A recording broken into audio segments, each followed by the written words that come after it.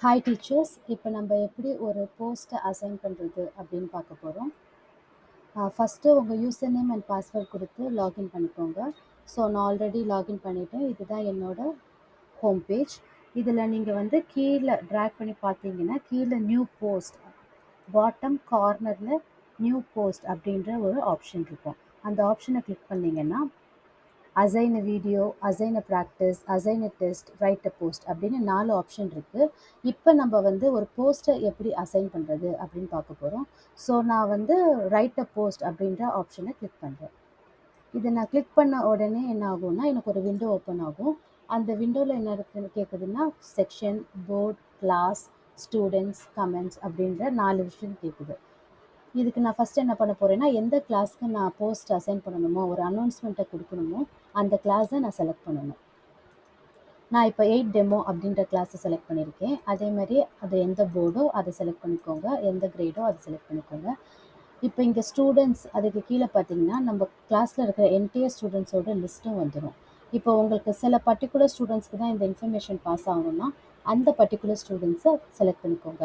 இல்லை உங்களுக்கு என்டையர் கிளாஸுக்குமே இந்த இன்ஃபர்மேஷன் பாஸ் ஆகணும்னா இங்கே சைடில் வந்து செலக்ட் ஆல் அப்படின்னு ஒரு ஆப்ஷன் இருக்குது. அந்த செலக்ட் ஆல் அப்படின்ற ஆப்ஷனை கிளிக் பண்ணிக்கோங்க. இப்போ நான் என்ன போஸ்ட் கொடுக்க போகிறேன்னா டுமாரோ ஆஃப் ஒர்க்கிங் டே அப்படின்னு மட்டும் நான் பாஸ் பண்ண போகிறேன். ஸோ நான் என்ன அனௌன்ஸ் பண்ணணும்னு நினைக்கிறேனோ அதை வந்து இங்கே டைப் பண்ணிக்கலாம்.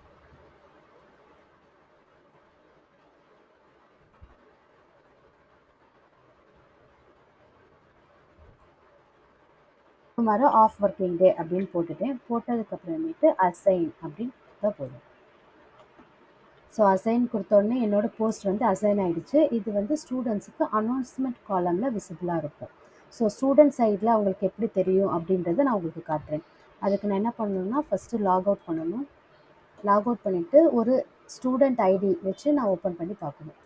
நான் இப்போ 8th டெமோ கிளாஸ்க்கு அசைன் பண்ணனால 8th டெமோ கிளாஸோட ஒரு ஸ்டூடெண்ட் ஐடியிலேருந்து நான் உங்களுக்கு காட்டுறேன்.